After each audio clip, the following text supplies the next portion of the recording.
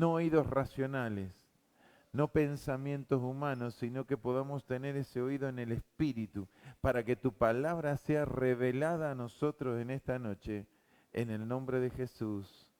Amén y amén. Dios les bendiga. A los que no pude saludar, sean bendecidos. ¿Sabe qué? Les aseguro que ninguno de los chicos sabía qué es lo que iba a compartir en esta noche.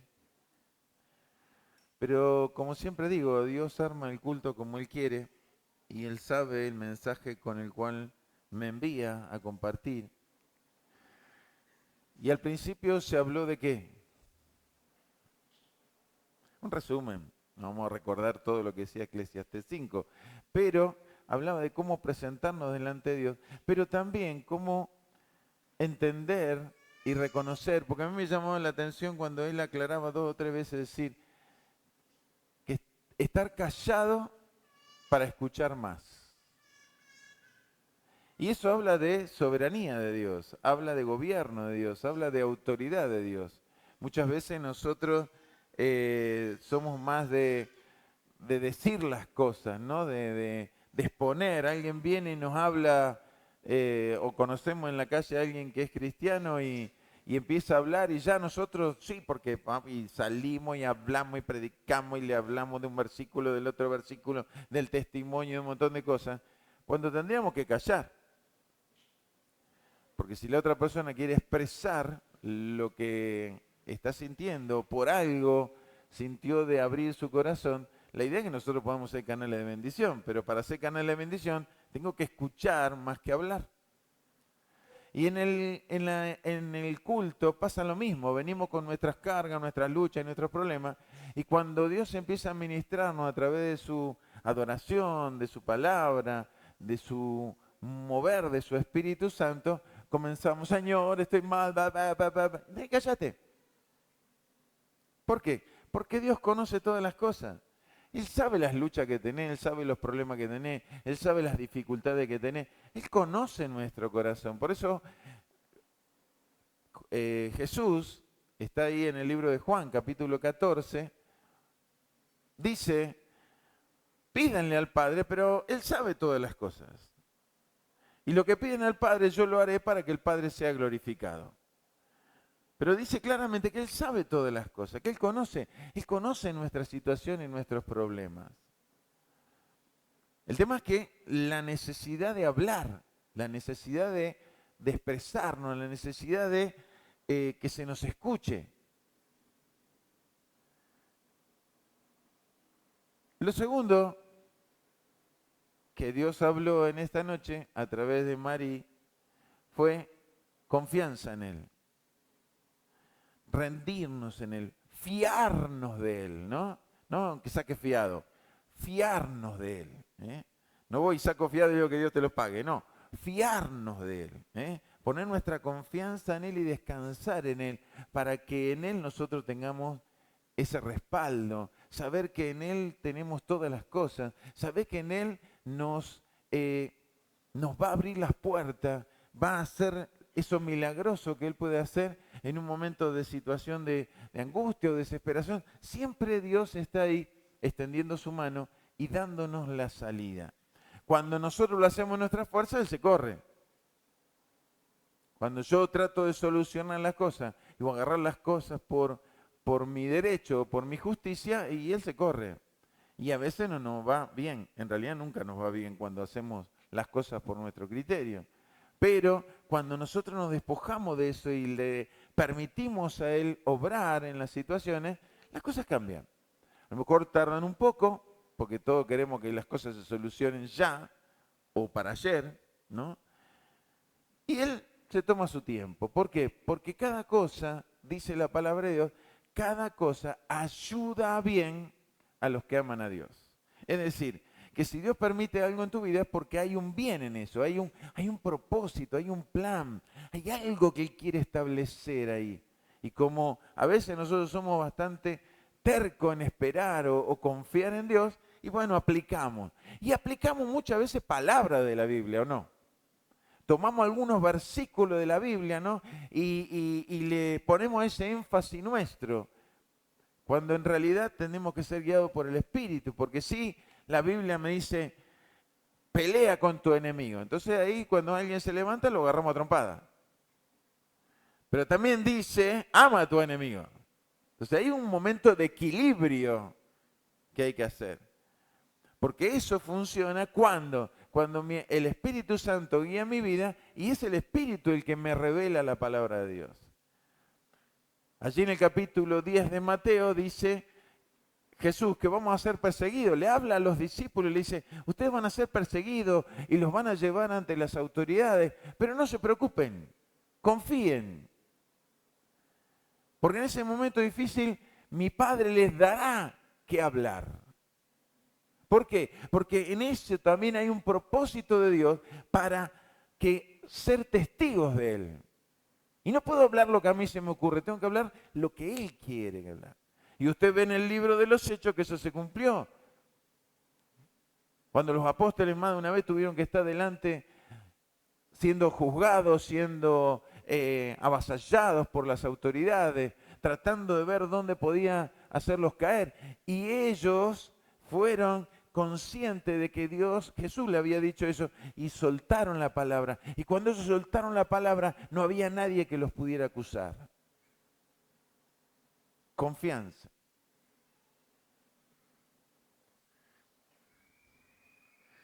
¿Saben que muchos... ¿A cuántos les gusta saber el futuro?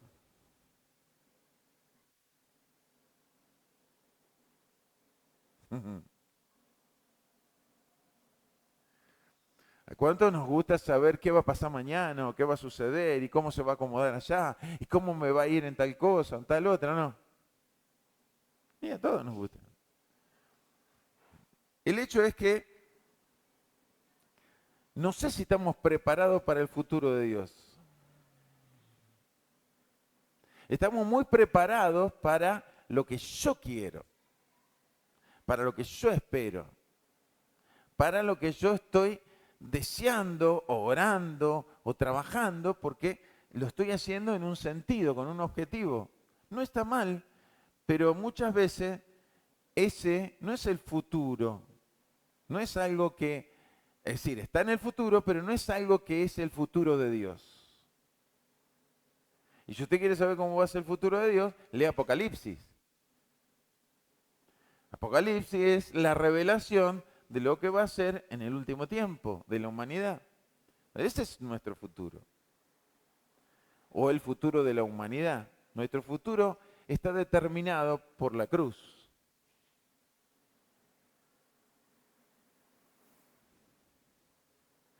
Porque a través de la cruz Jesús nos reveló el futuro. ¿Cuál es el futuro? La vida eterna.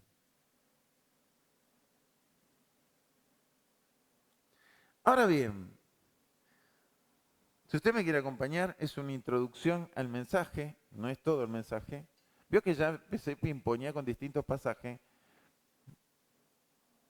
pero es porque Dios quiere un mensaje en esta noche a colación de lo que hablé el sábado pasado. ¿El sábado pasado de qué hablé? De la resurrección. Hablé de que hay una vida eterna en la cual nosotros no estamos teniendo en cuenta. Hablé de una vida donde Dios nos promete un cuerpo incorruptible y estamos muy afanados por este cuerpo. Y estamos muy afanados por vivir bien y por estar sano y por no tener dolencia y por esto y por otro. Pero acá hay corrupción, acá hay enfermedades, acá hay inmoralidad, acá hay contaminación. En la vida eterna no va a pasar eso. Para eso nos va a dar otro cuerpo. Por eso en la Biblia dice, del polvo fuimos tomados y al polvo volvemos. Hablando de la muerte, nacemos, vivimos y morimos. Eso hablé el sábado pasado. Ahora, hay un mover de Dios que se está produciendo para hacer entender que estamos cerca de ese acontecimiento de cambio que Dios está proponiendo y que lo propone en el libro de Apocalipsis. Y uno está viendo esto de acuerdo a lo que Jesús estableció y dijo, va a haber guerra, va a haber situaciones, va a haber lucha, va a haber terremotos, va a haber inundaciones, cambio de clima, ¿no? ¿Cómo anda con el cambio de clima? Antes rezonábamos por la humedad, ¿o no? Y ahora, qué frío, qué frío. Bueno, humedad o frío, decidite, ¿no? Entonces, no nos ponemos de acuerdo, porque tiene que ser el clima perfecto para cada uno, como tendríamos que tener un climatizador personal, ¿vio? Porque cada uno, ¿no? Yo me causa gracia a veces la iglesia. ¿Por qué? Porque antes eran todo de este lado y acá había poquito. Ahora, no sé, se le dio, es como un cambio de lugar, ¿no? Todo de este lado y acá hay poquito. No sé cómo es la cosa, pero bueno, cada uno hace su criterio. Yo pensé, digo, debe ser por Calumentor que estaban todos de este lado. No, ahora no están todos de este lado. Siéntase cómodo en la casa de Dios, siéntase donde usted quiere. Pero me llama la atención esas cosas, ¿no?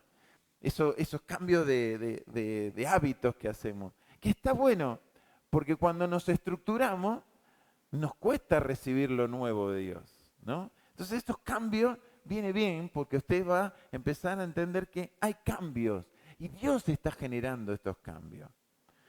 Si usted me acompaña al libro de Ezequiel, yo ya prediqué de esto, pero para que usted entre en una introducción, Ezequiel capítulo 7, Ezequiel tiene una visión y dice, y le puso como título ese capítulo 7, el fin viene, ¿no? Pero yo le voy a leer un par de pasajes que me llamaron, en realidad, que son importantes para entender cómo se produce ese tiempo y qué va a pasar en ese tiempo. Y si usted ve el versículo 10 de ese capítulo 7, dice, he aquí el día, he aquí viene. Es decir, está produciéndose. Si hay una cosa que Dios dice, va a venir y va a avanzar. Ustedes tienen que entenderlo y ustedes tienen que caminar en eso. Y dice, ha salido la mañana, ha florecido la vara, ha reverdecido la soberbia. Quiere decir que hay un día. Usted dirá, pero hay un día más todavía, que va a reverdecer más la soberbia, que va a reverdecer más el autoritarismo. Y dice, si usted presta atención al 11, dice, la violencia se ha levantado en vara de maldad. Ninguno quedará de ellos, ni su multitud, ni uno de los suyos, ni habrá entre ellos quien se lamente. Quiere decir que va a haber un tiempo donde la soberbia va a reverdecer y aún la violencia. Y si usted mira a su alrededor o mira nuestro país, está reverdeciendo cada vez más la soberbia. Hay un nivel de soberbia de no reconocer. Te acusan, te juzgan y todavía decís, soy inocente. ¿En serio? Eso es soberbia pura, ¿o no? Y no estoy hablando de política, estoy hablando de algo que pasa en nuestro país. Bueno, le puedo hablar de otros países cuando nosotros tenemos acá cosas para hablar, porque vivimos en este país, no vivimos ni en Australia, ni en Francia, ni en España, ahí pasan en todos lados cosas. Pero vamos a hablar de lo que pasa acá. ¿Cómo puede ser que te acusen, te condenen y vos, soberbio, decís, no, no es así? Y un montón de animalitos de Dios, sí, tienes razón. ¿En serio?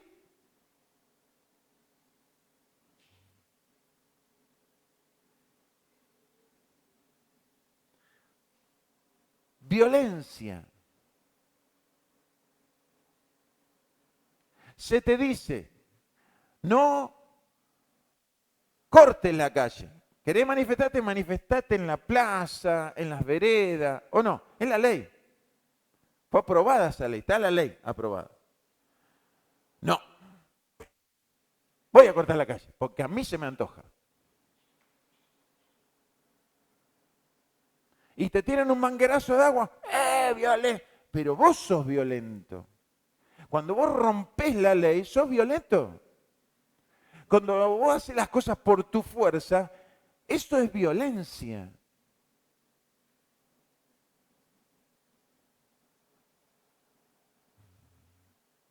Y salí a escuchar un montón de justificaciones cuando las cosas se tienen que hacer de una manera. Pasa en nuestro país, pasa en la iglesia. La ley de Dios es ámense o no. Ámense unos a otros, como yo los he amado, que di mi propia vida.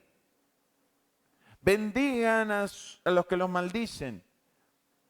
Amen a sus enemigos. ¿Todo eso es la ley de Dios o no? Ah, pero nosotros, depende. Depende. Voy a amar si me cuadra. Voy a obedecer eso si me parece. Eso es violencia y es soberbia. Entonces, no está reverdeciendo la vara solamente en el mundo, está reverdeciendo en todos lados. ¿Por qué? Porque eso te influencia. Cuando vos aceptás eso y dejás que eso se posesione de vos, te termina influenciando. El mundo termina influenciándonos a nosotros, que no tenemos que actuar de la manera que el mundo actúa dentro de la iglesia. Cuando la iglesia es el reino de Dios y se rige por las normas de la iglesia o de la Biblia, ¿o no? No se rige por mis normas. Es más, yo no puedo cambiar las normas establecidas por Dios porque soy el pastor de la iglesia, no. Yo tengo que aprender y enseñar las normas ya establecidas por Dios en su palabra. ¿Y qué tengo que hacer? Sujetarme.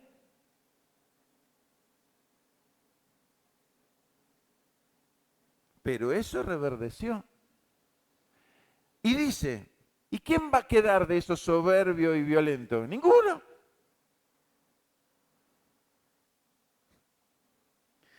Ninguno quedará de ellos, ni de su multitud, ni que fueran una multitud, ni uno de los suyos, es decir, su descendencia está siendo afectada, su familia está siendo afectada.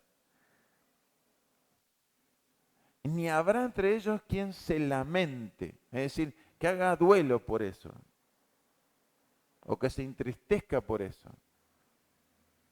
¿Y quién lo determina eso? Dios. Miren otra parte de ese fin, cómo se presenta ese fin. Dice el versículo 17, toda mano se debilitará y toda rodilla será débil como el agua. Qué ejemplo loco, ¿no? El agua. Vamos a pelear con el agua. ¿Va a ganar seguro o no? En el agua no hay fuerza. Fuerza si hay una corriente de agua, pero el agua en sí no tiene fuerza, no tiene resistencia. Bueno, esa es la comparación que Dios hace para el tiempo que viene. Toda mano y toda rodilla será débil como el agua. Es decir, lo que nosotros usamos para caminar, para pelear, para enfrentar, para seguir adelante, se va a debilitar. El 18 dice, se ceñirán también de cilicio y les cubrirá terror. En todo rostro habrá vergüenza y todas sus cabezas estarán rapadas. ¿Por qué? Porque no va a haber escapatoria, no va a haber salida. ¿Cómo nos escapamos del juicio de Dios? ¿O cómo nos escapamos de la disciplina de Dios? ¿Hay un lugar que nos podemos esconder?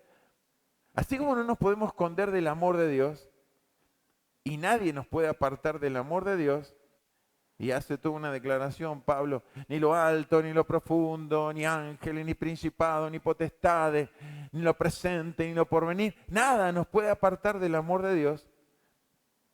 Así también dice que nadie se puede escapar del juicio de Dios. Nadie. Dios te está viendo, Dios está dándote tiempo para que cambies, para que actúes distinto, pero si no lo haces, tingui, cae en el juicio, cae en la disciplina. Por eso dice que toda mano y toda rodilla se debilitará. Y presta atención a este versículo. Este es el que es clave. Y arrojarán su plata en las calles, y su oro será desechado. Ni su plata ni su oro podrán librarlo en el día del furor de Jehová. No saciarán su alma ni llenarán sus entrañas porque ha sido tropiezo para su maldad.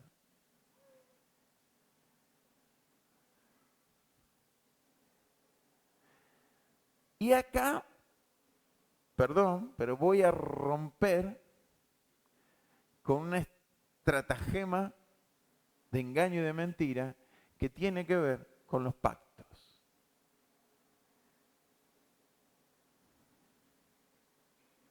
¿De qué me va a servir Partaco Dios para que me dé riqueza? Si Él mismo me está diciendo que esa plata y ese oro que tiene en tu bolsillo no te va a servir.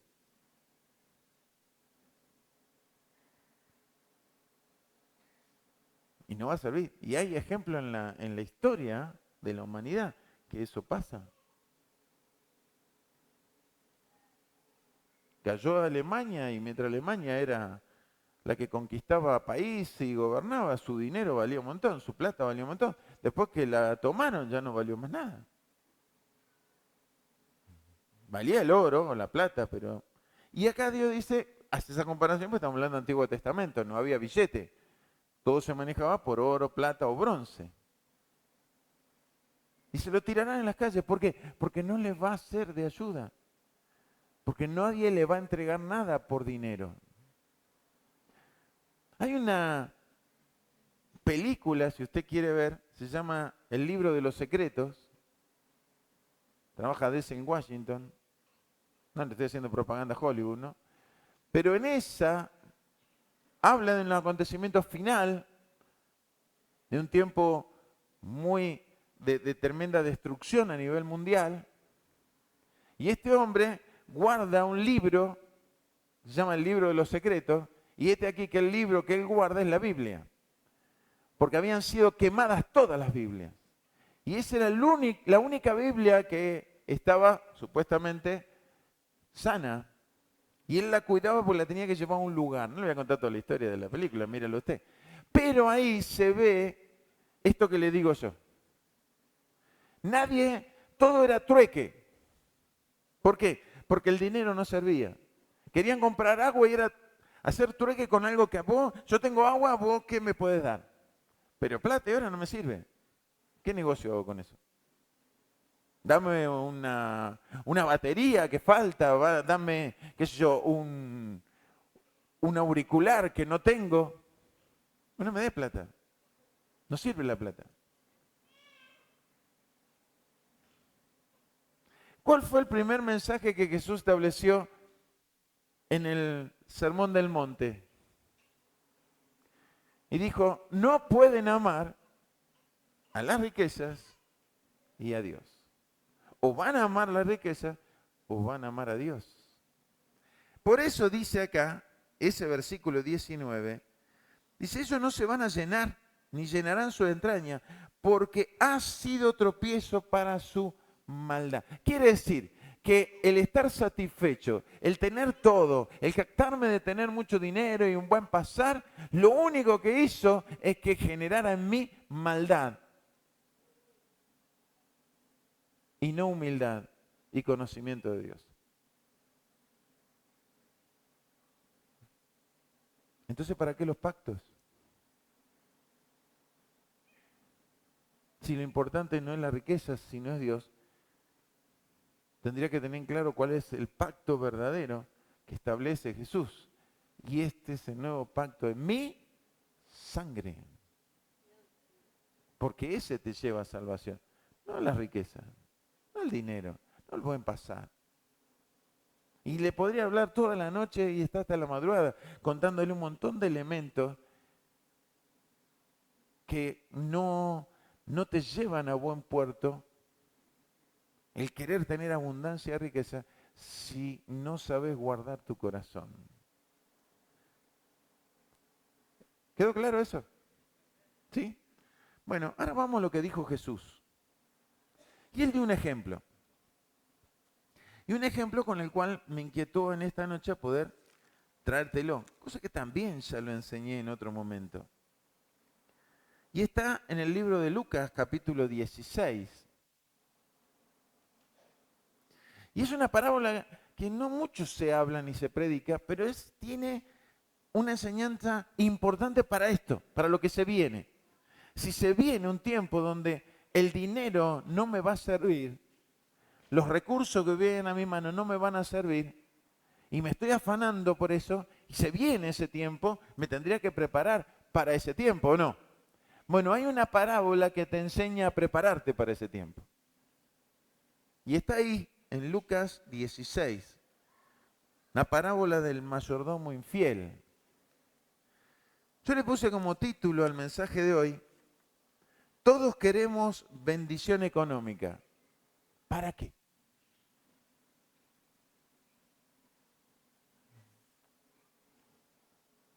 Todos queremos eso. ¿Pero para qué?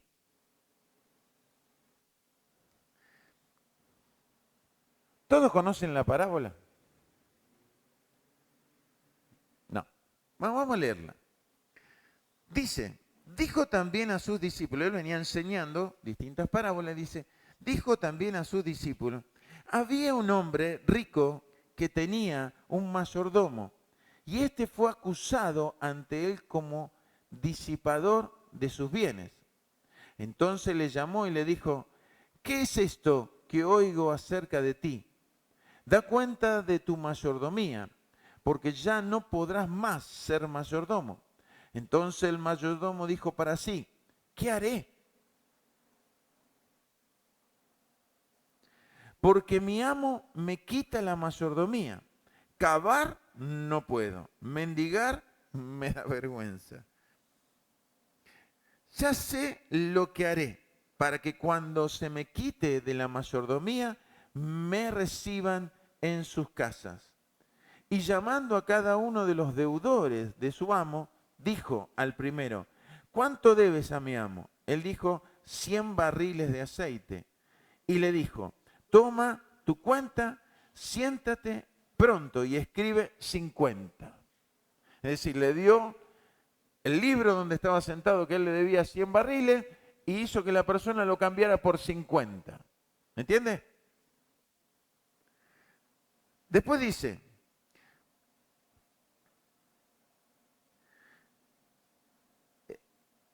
después dijo a otro, ¿y tú cuánto debes? Y él dijo, 100 medidas de trigo. Y él le dijo, toma tu cuenta y escribe 80. Si con cada uno de los que le debían a su jefe, a su patrón, a su señor, él le concedió un descuento. Presta atención, porque no es que recibió coima. Nosotros como argentinos tenemos muy visto ese tema, ¿o no? Vení, te hago esta tranza, ¿no? Pasa tanto, pero me devuelve tanto. Eso es coima. No hizo eso él. Lo que hizo él era congraciarse con la persona. ¿Para qué? Para que lo recibiese. Es más, si uno se pone a pensar, tampoco se congració para que le dieran trabajo, porque si a su patrón lo traicionó, imagínense quién lo va a contratar. Esto es un traicionero, en la primera de cambio me hace lo mismo a mí también.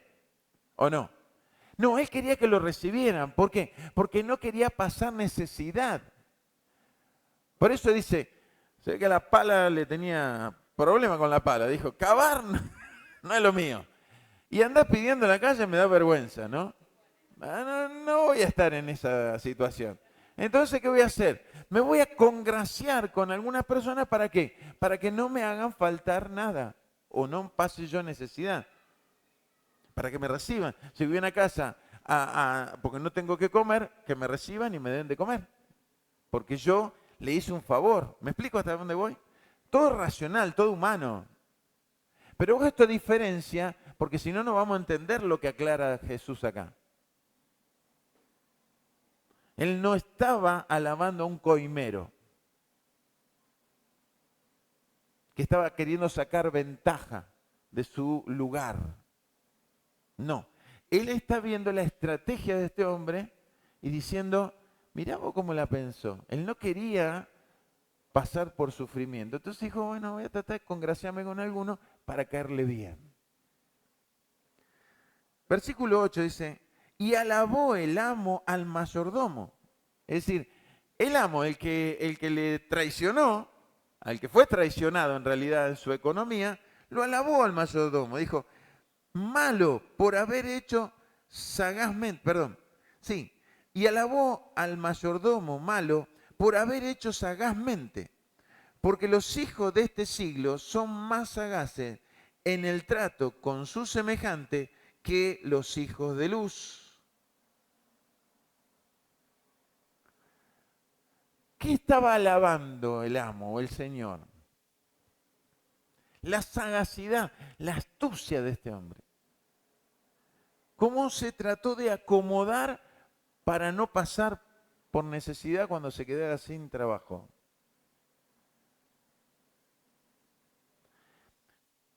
Aclaro, la sagacidad, la astucia, no lo que hizo.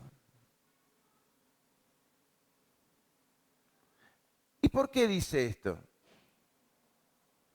Porque dice ahí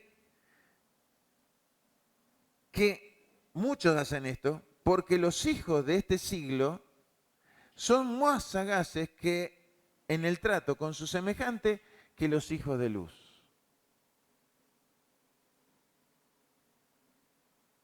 Y usted ve un montón de gente que a veces ayuda a la iglesia y da, pero no se congregan, ni respetan a Dios, pero son sagaces.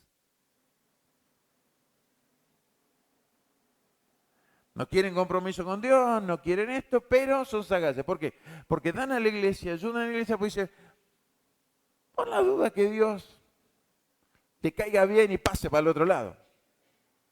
¿Me explico? Por eso dice eso, que los hijos de este siglo, o los que nosotros compartimos, lo que nosotros tenemos, muchas veces hacen eso. Pero no lo hacen porque aman a Dios, porque se sujetan, no, lo hacen por las dudas. Vamos a favorecer esto, vamos a acomodar esto. Total, tengo. Entonces aprovecho, hago esto para ver si puedo zafar. Y todos nosotros sabemos que ninguno entra por obras, ¿o no? Yo puedo hacer 1.000.000 de obras buenas, puedo ayudar a 1.000.000 de personas, pero si no creo en Dios, si no acepté el sacrificio de Cristo, si no me arrepentí de mis malos caminos y de mi mal accionar y de mi mal corazón, no entro. No entro. Si no sirven las obras, si no hay fe, si no hay entrega, si no hay arrepentimiento, si no hay renunciamiento, no hay forma de entrar a la vida eterna. Por eso dice Juan 14:6, yo soy el camino, la verdad y la vida. Nadie va al Padre si no es por mí. Es decir, si no entro con Jesús, no hay forma que yo entre.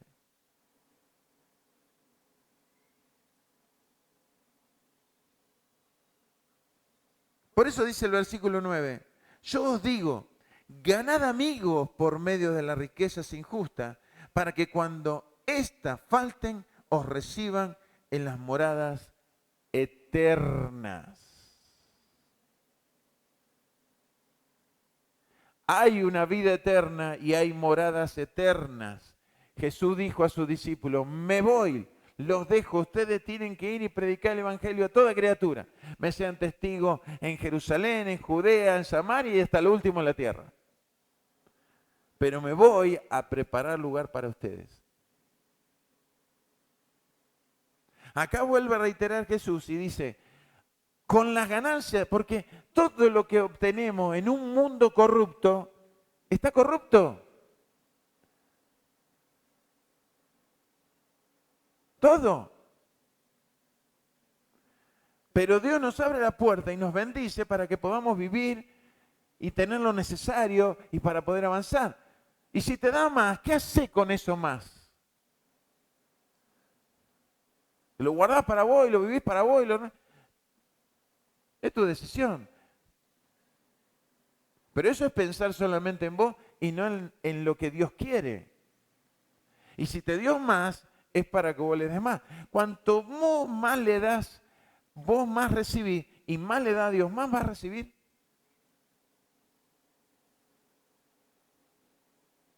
Más. Es una cuestión que no hay forma. Por eso es Eso se usa mucho en los pactos. Pactá con Dios para que Dios te dé lo que vos estás esperando. Y se manipuló ese tema. No tiene que ver con un pacto, tiene que ver con una cuestión de cumplir lo que Dios dice en su palabra. Lo que sembrás vas a cosechar. Es una ley de Dios. Entonces, en esa ley Dios te dice, recibiste ganancia injusta porque no mereces todo esto, pero yo te lo di, yo te lo ofrecí. ¿Qué vas a hacer con eso? Ganá amigos. Y no tiene que ver eso de andar, ganar amigos está hablando de decir que ayudes a otro, que ese que está en necesidad, que está en una situación de angustia, de desesperación, reciba esa bendición que va a salir de tus manos, pero viene de Dios. Porque lo haces con un corazón que quiere agradar a Dios, no al hombre. Entonces, Señor, vos me lo pedís, yo lo hago. Y voy a ayudar y voy a hacer esto porque quiero, porque te amo a vos. Y como vos me diste tanto, ¿cómo no voy a hacer esto? Y eso hace que vos tengas la eternidad.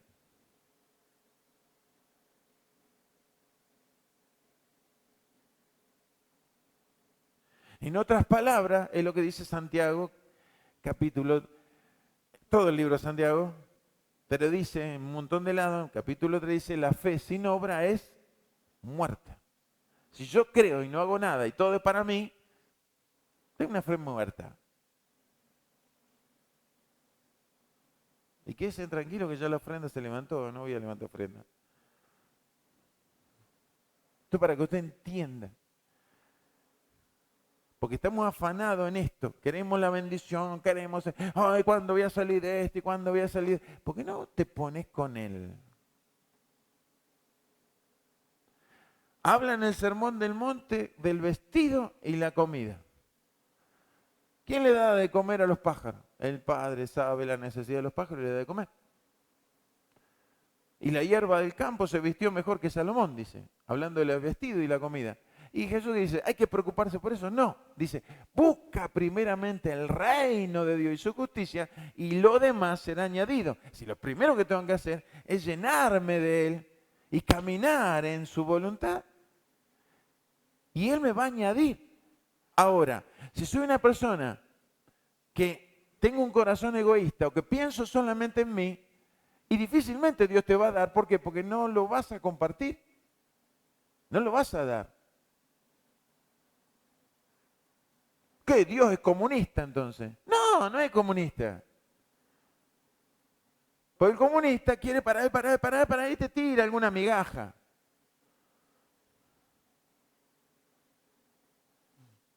Reclamo que no, que el capitalismo, todo esto, pero quiere para él, pero te tira alguna migaja como para que vos te tenga ahí. Y cuanto menos sabes mejor, porque es más mejor gobernar a la gente que no sabe, analfabeta, que el que sabe.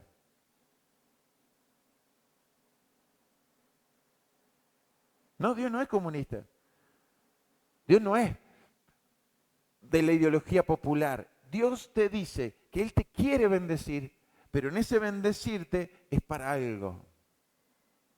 Pero te pide a vos, no te exige, no te lo saca como un impuesto. Te pide a vos y dice, sé sabio, mirá, este es sagaz, no me tiene temor a mí, pero es sagaz el tipo y pensó cómo zafar. Bueno, hacé lo mismo vos. Crees en mí, confía en mí. Yo soy el que te bendigo. Yo soy el que te doy todas las cosas. Yo soy el que te proveo. Créeme que si vos vas a hacer esto, yo te voy a seguir bendiciendo. Créeme.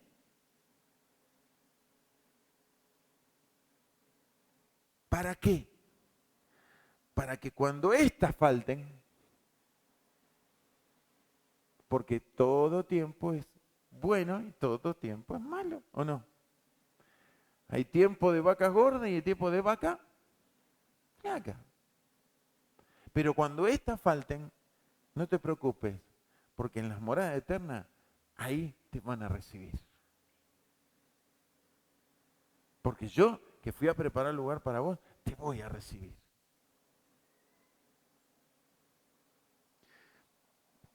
Versículo 10 dice, el que es fiel en lo muy poco, también en lo más es fiel. Y el que en muy poco es injusto, también en lo más es injusto. ¿Qué está diciendo? Si Dios te da esto y no lo sabe administrar, ¿cómo te va a dar más?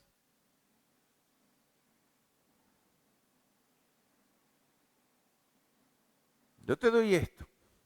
Ay, Señor, yo quiero... Hay un testimonio que me contó un pastor que ya está en la presencia del Señor, un pastor paraguayo, y me contó un testimonio de su congregación, y había un hombre que manejaba importaciones ahí en Paraguay, y él le pidió a Dios que quería que su empresa, Dios lo bendijera en su empresa, y que él quería, mire el pacto, mire el trato con Dios. Él dijo, Señor, yo te quiero llegar a fin de año y diezmarte $1.000.000.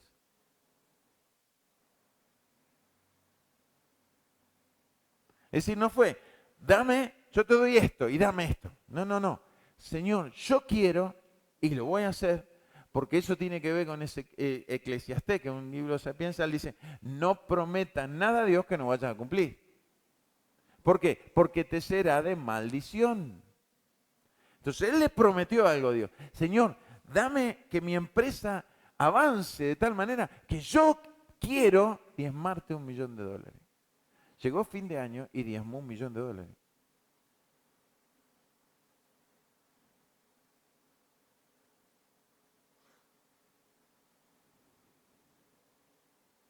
¿Se cumple lo que dice esto? Sí.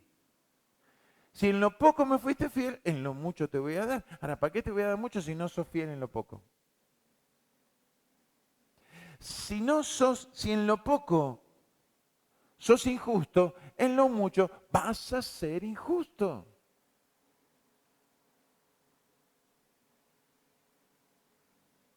No va a cambiar porque tenga más. Ay, Señor, bueno, cuando yo logré esto y logré aquello, bueno, ahí voy. Mentira. Porque si no lo entendiste en el proceso, menos lo va a entender en el final. Menos. No existe eso.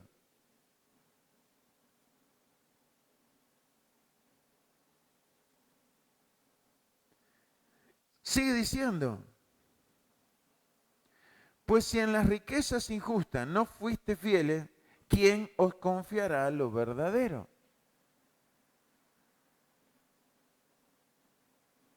Si en las riquezas injustas no fuiste fieles, ¿quién te va a confiar lo verdadero? ¿Quién te va a confiar la verdad de Dios? Toda una transacción que vos haces, pero esto de manipular las cosas o manejar las cosas, los sentimientos, las emociones de la gente, te puede ir bien, no un tiempo, pero no tener lo verdadero. No tenía aquello.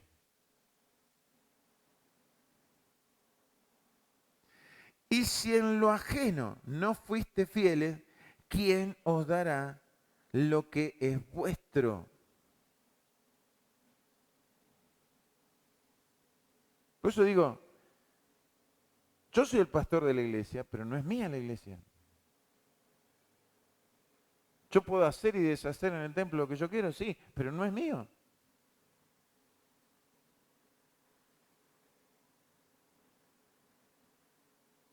Y si yo hiciera algo mal, aunque usted no se entere, el problema lo tengo con él. ¿Cómo se lo oculto a él?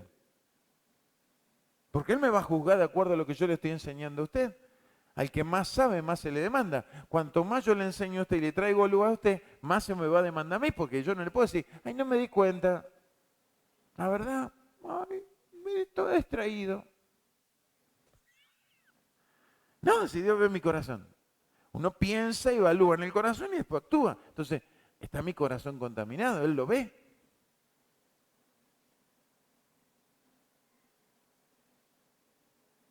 Entonces yo quiero que Él me confíe lo de Él, tengo que actuar correctamente.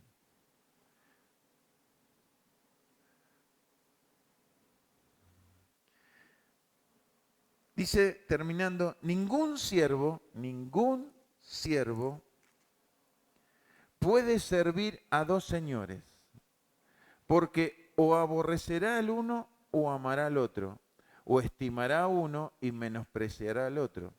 No podés servir a Dios y a las riquezas. Ley de Dios. ¿Qué tenemos que ser pobres? No, no está diciendo que tenemos que ser pobres. Lo que Él está diciendo es que no ponga mi confianza en las riquezas. Que no me afane por las riquezas. Que no sea lo primero en mi vida las riquezas. Que lo primero en mi vida sea Él. Que el deseo de mi vida sea caminar en su voluntad y en su propósito. Que el deseo de todos los días levantarme sea ser obediente a Él en todas las cosas. Y eso me lleva a bendición. Fue lo mismo que le dijo Josué, capítulo 1. Y le dijo, esfuérzate y sé muy valiente. ¿En qué? En meditar de día y de noche en mi palabra y ponerla por obra. Y dice, y te irá bien en todos tus caminos. ¿Le fue bien a Josué? Sí que le fue bien. Peleó con un montón de naciones, conquistó un montón de tierra, entregó toda la tierra a las tribus de Israel, cumplió la tarea. Fue fiel a Dios, Dios lo bendijo. Pero la responsabilidad de él era estar meditando día y noche en la palabra. ¿Para qué? Para caminar en la voluntad de Dios, para ser obediente a Dios, para ser fiel a Dios. Y ahí venía la bendición, de ahí venía la victoria. Y así tenemos millones de ejemplos en la Biblia. Pero en un tiempo donde estamos tan, ¿no? Yo a veces digo, ¿por qué estamos haciendo tanto hincapié? Bueno, pero el Señor te va a ayudar porque vos estás mal. Aflojá con eso. Porque si estamos mal es porque no entendimos algo. Porque Dios no te quiere ver mal.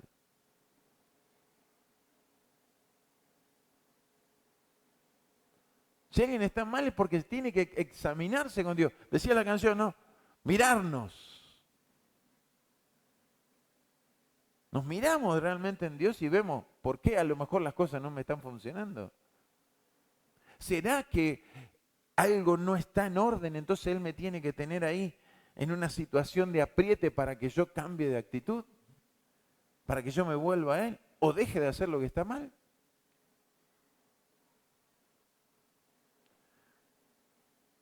Si Él dice, miren que en el mundo van a tener aflicción, pero confíen, yo vencí al mundo. Quiere decir que Él te va a dar la victoria sobre la aflicción. ¿Por qué vivimos la aflicción? Porque hay algo que no está bien.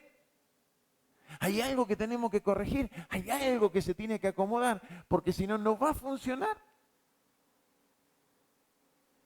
Entonces, por más que yo te diga y te dé la maquinita, te diga, sí, porque Dios es bueno, porque esto, y Él te va a dar la victoria, y dándole al inflador espiritual, no va a cambiar, porque si no cambia tu corazón, no va a cambiar la situación. No va a cambiar.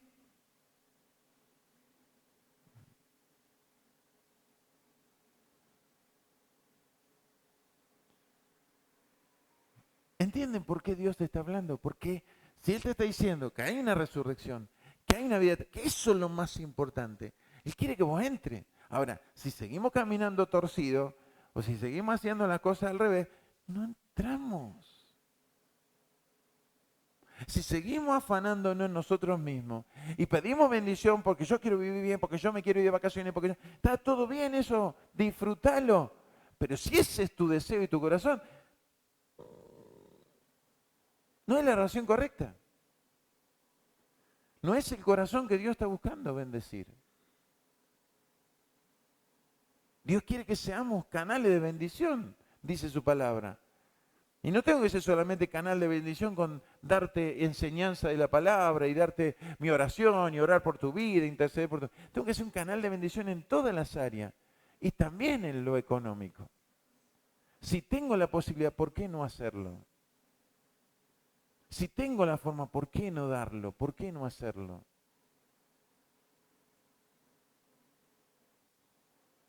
Y es decisión personal, ¿eh? Pero esta es la verdad con la que Jesús nos establece en el reino. Estas son las verdades del reino. Entonces se enseñó un montón de cosas que no estaban bien. Que sí la Biblia, porque alguna me decía, pero la Biblia habla a Dios de pactos. Sí, en el Antiguo Testamento hizo Dios algunos pactos, pero fueron específicos para un momento determinado. Eso no significa que yo lo ponga como un eslogan. Como poner el eslogan de decir, venga a la iglesia que Dios le va a sanar, le va a restaurar, le va a quitar la enfermedad, el callo que tiene torcido. No, lo va a hacer si Él quiere porque está en su dimensión y va a sanarte si Él quiere. Pero no es la obligación de Dios porque entraste al templo que Dios tenga que hacer eso. No. Error, eslogan que nosotros usamos, pero es un error. Hacer campaña evangelista, venga a buscar su milagro, venga a buscar su bendición. No, venía a buscar a Cristo, porque para eso es la campaña. Nos mandó a predicar el evangelio de Cristo, ¿no? Sanidades y un montón de otras cosas. No, mandó a predicar el evangelio de Cristo. Él vino, se subió a la cruz, murió por nosotros, para limpiarnos, purificarnos. ¿Para qué? Para una vida eterna. Ese es el mensaje de Cristo. No habla ni de prosperidad, ni de bendición. Entonces le agregamos nosotros para atraer a la gente. Pero terminamos engañando a la gente. Con algo que no es lo importante. Porque si te morí hoy lleno de plata, pero sin Cristo, no vas a la eternidad.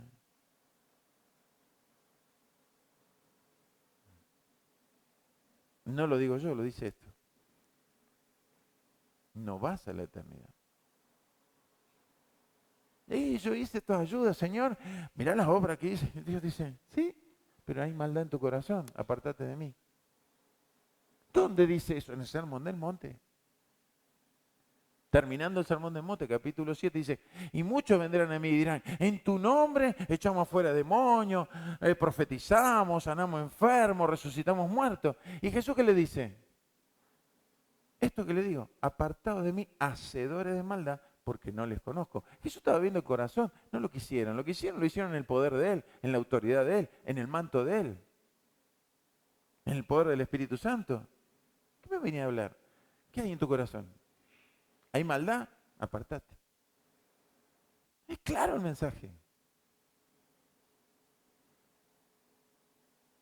Entonces necesitamos tener conciencia de esto. Porque si seguimos en el error, nos estamos encontrando que por más que estamos haciendo a lo mejor un montón de cosas, no estamos llegando allá. Porque no estamos actuando de acuerdo al corazón de Jesús. Y yo tengo que tener, y usted tiene que tener el corazón de Jesús. Amén. ¿Quiere ponerse en pie?